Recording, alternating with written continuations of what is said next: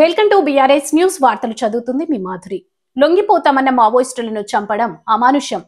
CPI రాష్ట్ర కార్యదర్శి ఈశ్వరయ్య విమర్శ. లొంగిపోవడానికి చర్చలు జరుపుతామని విలేకరుల మిత్రుల ద్వారా కబురు పంపి లొంగిపోవడానికి వస్తున్న మావోయిస్టులను కేంద్ర రాష్ట్ర ప్రభుత్వాలు ఎన్కౌంటర్ల పేరుతో కాల్చి చంపడం మహాదారుణమని సిపిఐ పార్టీ రాష్ట్ర కార్యదర్శి గుజ్జల ఈశ్వరయ్య కేంద్ర ప్రభుత్వ చర్యలను తీవ్రస్థాయిలో తప్పుపట్టారు.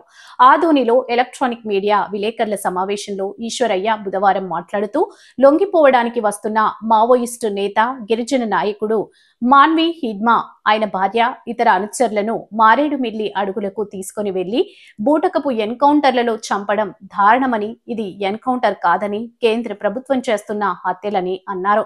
మళ్ళీ ఈ రోజు మరో 5 మంది మావోయిస్టులను ఎదురు కాల్పుల పేరుతో చంపివేయడం చాలా అమానుష్యమని పేర్కొన్నారు. గిరిజనుల కోసం, వారి హక్కుల కోసం అడవుల్లో ఉన్న ఖనిజ సంపద కార్పొరేటర్లు స్వాధీనం కాకుండా ఆందోళన చేస్తున్న గిరిజనులకు అండగా ఉన్నందుకు మావోయిస్టులను ఈ విధంగా చంపడం రాజ్యాంగ విరుద్ధం అని ఆయన పేర్కొన్నారు. కగార్ పేరుతో ప్రధాని నరేంద్ర మోడీ, హోంమంత్రి అమిత్ షా 160-1600 మంది మావోయిస్టులను ఎన్కౌంటర్ల పేరుతో చంపడం జరిగిందన్నారు. ఇవి ఎన్కౌంటర్లు కాదని, కేంద్ర ప్రభుత్వం చేస్తున్నటువంటి దారుణమైన హత్యలని విమర్శించారు. ఇప్పటికైనా కేంద్ర ప్రభుత్వం ఈ మారణ హోమాన్ని ఆపాలని కోరారు. మావోయిస్టుల యొక్క అవసరం సమాజానికి ఎంతో ఉందని, వారి విజ్ఞానం ఈ దేశానికి అవసరం ఉందని, కాబట్టి వారు అనవసరంగా పోలీసుల తుపాకీ గుళ్లకు బలిదానం కావద్దని పేర్కొన్నారు. కేంద్ర ప్రభుత్వం చర్చలు జరిపి వారిని సమాజంలో భాగస్వామ్యం చేసే వారి మేధాశక్తిని సమాజ అభివృద్ధికి వినియోగించుకోవాల్సిన అవసరం ఉందని ఆయన పేర్కొన్నారు.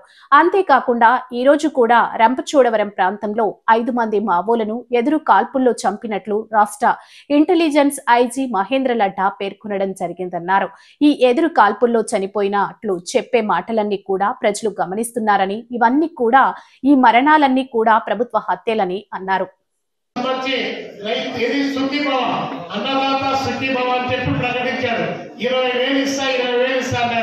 ఇప్పటికి 4 సీజన్లు కంప్లీట్ అయ్యాయి. ప్రతి సీజన్ కి 20,000 ఇవ్వాలి, కానీ 5,000 ఇచ్చారు. అది కూడా కేంద్రంలో వచ్చే డబ్బులే తప్ప రాష్ట్ర విత్తనాన్ని కూడా 1 రూపాయి కూడా ఇవ్వనటువంటి పరిస్థితి.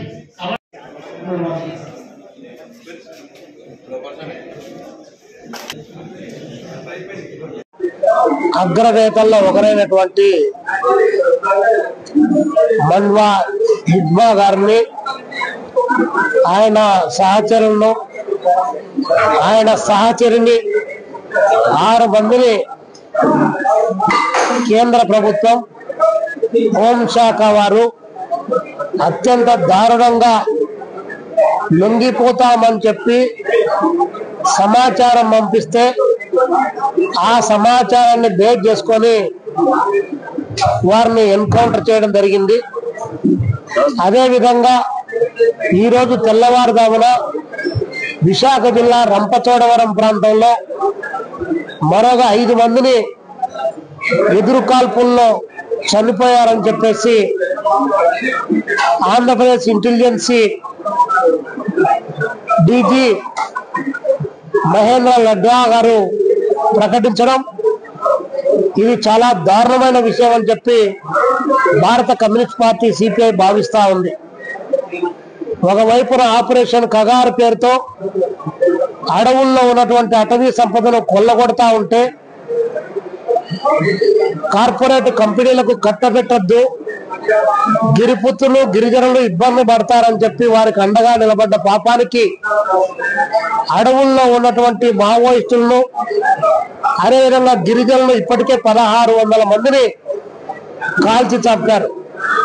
2026 మార్చి నాటికి పూర్తిగా మావోయిస్టులందరినీ మట్టు పెడతామని చెప్పేసి భారత ప్రభుత్వం నరేంద్ర మోడీ, అమిత్ షా గారి నాయకత్వంలో ప్రకటించి ఈరోజు లొంగిపోతామని శాంతి చర్చలకు వస్తున్నటువంటి వారిని, జర్నలిస్టుల ద్వారా సమాచారాన్ని పంపించినటువంటి వారిని పట్టుకొని పోయి తిరిగి అడవుల్లో కాల్చి చంపి ఎన్కౌంటర్ అని చెప్పి ప్రకటిస్తా ఉన్నారు.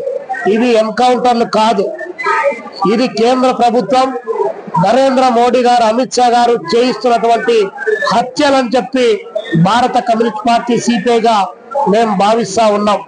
కాబట్టి ఇప్పటికైనా తక్షణం మావోయిస్టులతో శాంతి చర్చలు జరిపి వారిని కాపాడాలని చెప్పేసి మేము కోరుతా ఉన్నాం. నిన్న దాదాపు విజయవాడ, గుంటూరు, కాకినాడ, ఏలూరు, కృష్ణా జిల్లాల్లో 50 మంది మావోయిస్టులు అని చెప్పి అమాయక గిరిజనులకు ముద్ర వేసి వారందరినీ కూడా తీసుకొని పోయారు. మరి నిజంగా వారు మావోయిస్టులు అయినప్పటికీ చట్టబద్ధంగా న్యాయబద్ధంగా విచారణ జరిపి వారిని రక్షించాల్సినటువంటి బాధ్యత ఈ ప్రభుత్వం పైన ఉందని చెప్పి మేము ఈ సందర్భంగా రాష్ట్ర ప్రభుత్వానికి విజ్ఞప్తి చేస్తా ఉన్నాం. అదే సందర్భంలోనే నిన్న జరిగినటువంటి ఘటన, అదేవిధంగా హిడ్మా గారి విషయంలో జరిగినటువంటి ఈ ఎన్కౌంటర్ విషయంలో న్యాయ విచారణ జరిపించాలని చెప్పేసి మేము ఈ సందర్భంగా రాష్ట్ర ప్రభుత్వానికి విజ్ఞప్తి చేస్తున్నాం. ఇప్పటికైనా నరేంద్ర మోడీ గారు, అమిత్ షా గారు మేల్కొని వీరిని శత్రువులాగా కాకుండా సామాజిక, ఆర్థిక, రాజకీయ మార్పుల్లో వారి యొక్క పోరాటం అనేక రూపాల్లో ఉపయోగపడుతుంది. కాబట్టే ఈరోజు అనేక మంది యువత గాని అనేక వర్గాల వారంతా కూడా ఆ వైపున ఆలోచన చేస్తారు.